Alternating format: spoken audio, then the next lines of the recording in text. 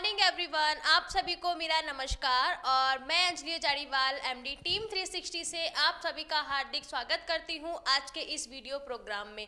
जैसा कि फ्रेंड पिछले वीडियो में भी हमने जो है बात की थी कि विजुअलाइजेशन एंड विजन दोनों में क्या डिफरेंस है एंड जो है आपको किस तरह से विजन बनाना चाहिए एंड विजन बनाना ही पर्याप्त नहीं है, विजन बनाने के बाद में विजुलाइज करना वो जो है that is very most important, right. तो आज के वीडियो में हम बात करने वाले हैं कि क्या आपका जो चुनाव करने का जो मतलब हर व्यक्ति का जो अधिकार होता है वो आपका स्वयं का होता है या फिर वो ईश्वर की देन होती है।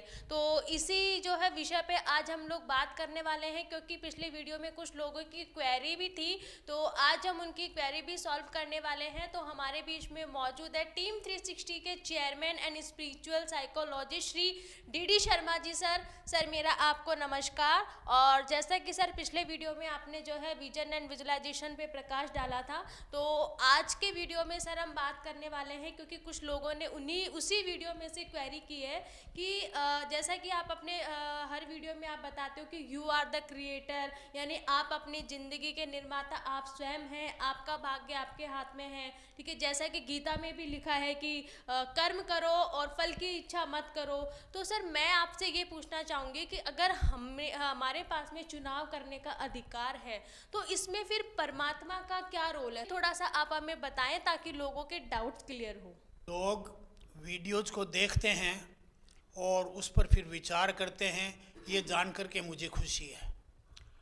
ये बात सही है कि चुनाव करने का इंसान को पूरा अधिकार है, लेकिन वो अपने बारे में ही है, ठीक है। भगवत गीता में भी भगवान कृष्ण ने कहा है कि अर्जुन मैंने तेरे को सारा ज्ञान दे दिया, गुप्त से गुप्त ज्ञान दे दिया। अब जो है तू विचार विमर्श कर और फिर जो तेरे को उचित लगे ना, जो तेरी इच्छा हो ना, वो निर्णय कर। युद्ध करना या नहीं करना अंतिम निर्णय तेरा है, ठीक है ना। वहाँ पर भी इंसान के चुनाव करने के अधिकार को स्वीकार किया गया भगवान कृष्ण के भी द्वारा, है ना। अब मैं आपको बतलाता हूँ कि इंसान को सबसे बड़ा जो ईश्वर की ओर से सौगात दी गई है वो है चुनाव करने का अधिकार। और मुझे खुशी है कि इन वर्षों में लोग अपने इस चुनाव करने का अधिकार का प्रयोग कर रहे हैं। पहले प्रयोग नहीं करते थे, दूसरों के भरोसे छोड़ देते थे और परिस्थितियों के भरोसे छोड़ देते थे, नक्षत्रों के भरोसे छोड़ देते थे, भूतकाल की घटनाओं के भरोसे छोड़ देते थे। तो फिर उसे ऐसा लगता था कि कोई अदृश्य शक्ति है वो हमारे लिए चुनाव कर देती है, और फिर उस अदृश्य शक्ति को नाम परमात्मा दे देते थे, ठीक है। अब मैं आपको जो है थोड़ी सी एक उपनिषदों की बात बताऊंगा, मेरी बात नहीं, उपनिषदों की बात बतलाऊंगा। उपनिषदों में ये लिखा हुआ है कि 3 प्रकार से रचना होती है। यू आर द क्रिएटर, जो मैं बात कहता हूँ ये बात उपनिषदों में लिखी हुई है। हर व्यक्ति को, हर जीव को रचना करने का अधिकार है, ठीक है ना। हर जीव जो भी इस सृष्टि में आया है उसे रचना करने का अधिकार दिया गया है प्रकृति के द्वारा, परमात्मा के द्वारा, ठीक है। एक लड़की होती है, लड़का होता है, बड़ी उम्र होती है, फिर उनके पुत्र पौत्र, फिर उनके पौत्र, आगे आगे ये पीढ़ी दर पीढ़ी बढ़ने का यही तरीका है। और ये चुनाव किसका है? उस स्त्री और पुरुष का पूरा चुनाव करने का अधिकार दिया गया है। इसी तरह से हर मामले में किसी को भोजन करना अथवा नहीं करना ये चुनाव उसका है। आप किसी बच्चे को स्कूल भेजोगे कि नहीं भेजोगे ये चुनाव आपका है। आप हरे रंग की ड्रेस पहनेंगे या पीले रंग की पहनेंगे ये चुनाव आपका है। आपको हर तरह के चुनाव करने का अधिकार है, मगर उपनिषदों में ये लिखा हुआ है कि आप एक निजी व्यक्ति हैं, आपको अपने निजी मामलात में चुनाव करने का पूरा अधिकार है। किसी का कोई इंटरफेरेंस नहीं है, आप ही अपने आप के सर्वोच्च अधिकारी हो, आप ही परमात्मा हो, ठीक है। लेकिन इन चुनावों को आपको जो है वृहद व्यवस्था जो है, सामूहिक व्यवस्था है, उसके अधीन रहते हुए करना है। जैसे क्या है कि मान लो आप अपने घर में चुनाव करते हो पर अपने माता पिता को पूछ के करते हो, तो आपको सरकार जो है उसके अधीन रहते हुए चुनाव करते हो। अपना संविधान जो है उसके अधीन नियम बने हुए, इन नियमों के अधीन अपन चुनाव करते हैं। यानी आप अपने निजी मामले में बिल्कुल स्वेच्छाचारी हो, लेकिन कानूनों के अधीन रहते हुए, ठीक है ना, मेरी बात को समझो। एक समूह शक्ति है जो पूरे इस ब्रह्मांड को चला रही है, समूह शक्ति है जिसमें चांद सितारे भी है, पानी भी है, जल भी है। अब मान लो आपको चुनाव करना है, बाढ़ आ रही है, तो अब चुनाव तो आपको करना है, लेकिन बाढ़ पर आपका नियंत्रण नहीं है, ठीक है ना, मेरी बात समझे ना। ये चुनाव किसी और के द्वारा कर दिया गया, जिसे बोलते हैं प्रकृति। बाढ़ आना, आंधी आना, बारिश आना, ये चुनाव आपके हाथ में नहीं है, ये प्रकृति ने कर दिए चुनाव। लेकिन अब बाढ़ पर आप भीगो या भाग के चले जाओ, ये चुनाव आपका है, ठीक है ना। बारिश हो गई तो बारिश में भीगो अथवा बंद कमरे में चले जाओ जहां बारिश नहीं आई, ये चुनाव आपका है। बारिश आपका चुनाव नहीं है, ये चुनाव प्रकृति करती है, ठीक है। तो एक तो सामूहिक प्रकृति हो गई, उसके अधीन आपको चुनाव करने का अधिकार है, ठीक है। तीसरा जो है, इस प्रकृति को भी बनाने वाली कोई एक शक्ति है जिसे उपनिषदों ने हिरण्यगर्भ लिखा है। तो वो हिरण्यगर्भ संविधान है, जैसे अपने देश का संविधान है, सारे कानून संविधान के तहत काम करेंगे, सारी सरकारें संविधान के तहत काम करेगी। तो ऐसे तो वो हिरण्यगर्भ तो सबसे ऊपर है, उसके अधीन प्रकृति है और प्रकृति के अधीन अपन है, ठीक है। तीनों को है, लेकिन अगर हिरण्यगर्भ ने कुछ कर दिया तो न फिर प्रकृति कर पाएगी ना आप कर पाओगे। फिर आप क्या कर सकते हो, प्रतिक्रिया कर सकते हो। जब भूकंप आ गया, आगे आप क्या कर सकते हो, आप प्रकृति आप यानी वहां से दूर चले जाओ, दूर कर लो, ये चुनाव कर सकते हो। तो कुछ बड़े चुनाव है वो प्रकृति करती है, और उनसे सबसे बड़ा चुनाव है वो हिरण्यगर्भ करता है। उस हिरण्यगर्भ को अपन परमात्मा बोलते हैं, ठीक है ना।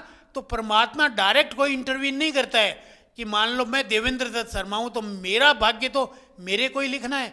परमात्मा ने एक व्यवस्था कर दी, प्रकृति ने नियम बना दिए, अब उन नियमों के तहत रहते हुए मुझे अपने काम करना है। इस लड़की से शादी करनी या उससे करनी, ये मेरा यानी चुनाव है, इसमें परमात्मा को कोई लेन देन नहीं है।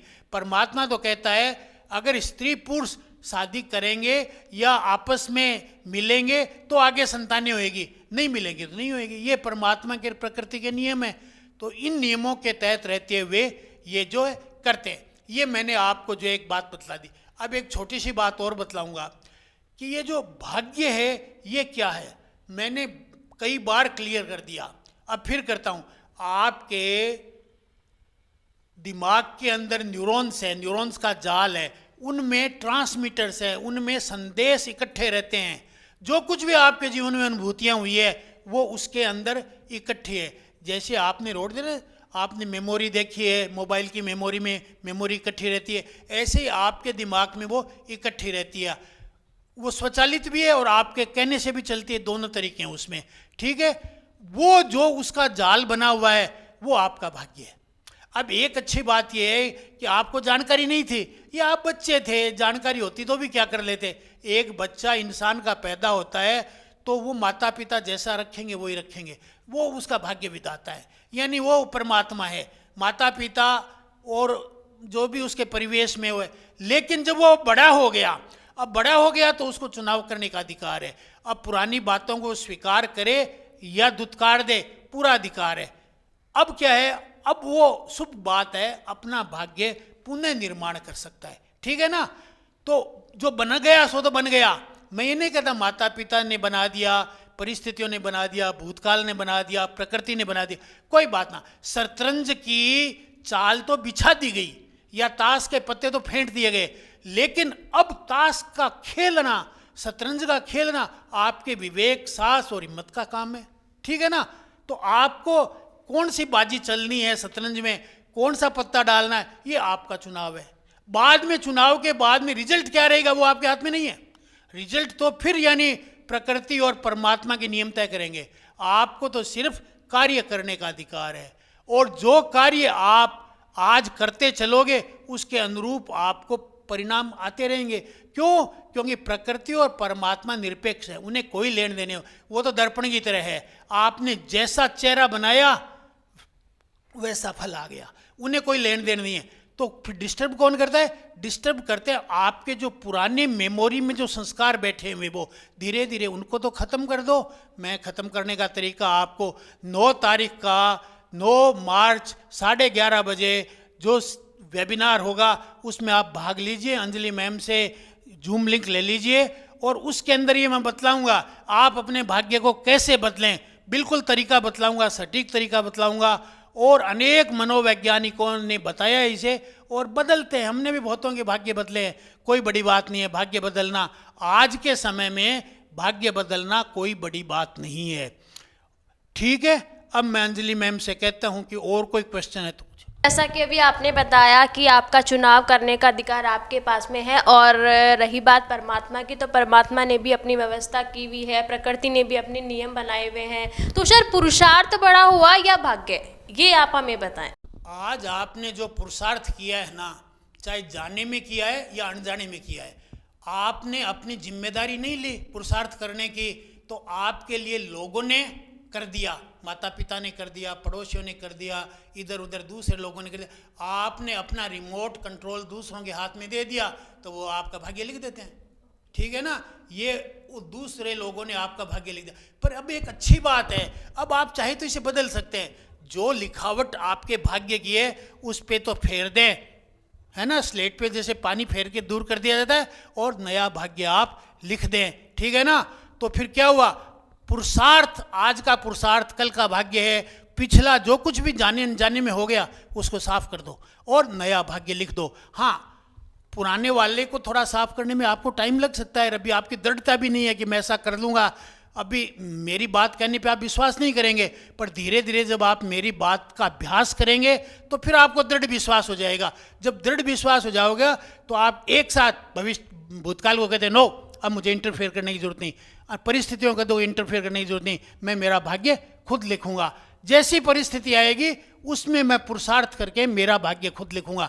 तो अब आपका भाग्य आप लिखेंगे, मगर प्रकृति के अधीन रहते हुए, परमात्मा के अधीन रहते हुए। ठीक है, जैसे कोई भी कानून बनता है तो वो संविधान के तहत रहते हुए बनता है। भारत सरकार के अधीन रहते हुए राज्य सरकारें काम करती है, और राज्य सरकारें भारत सरकार के, और भारत सरकार संविधान के अधीन काम करती है। ठीक है, तो ऐसे ही आप जो है प्रकृति के अधीन, प्रकृति परमात्मा के अधीन, आप उन दोनों की देख रेख में जो पुरुषार्थ करेंगे वही आपका भाग्य बन जाएगा।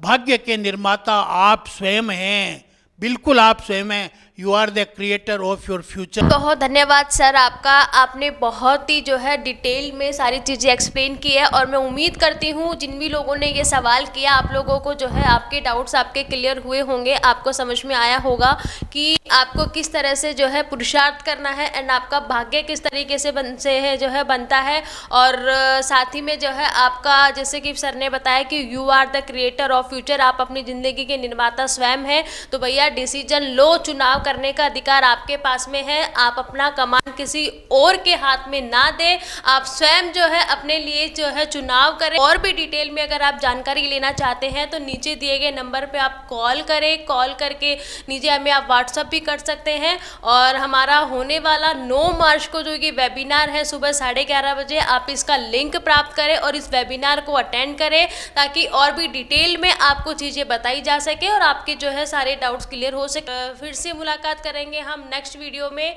नई चर्चा के साथ में। तब तक के लिए धन्यवाद।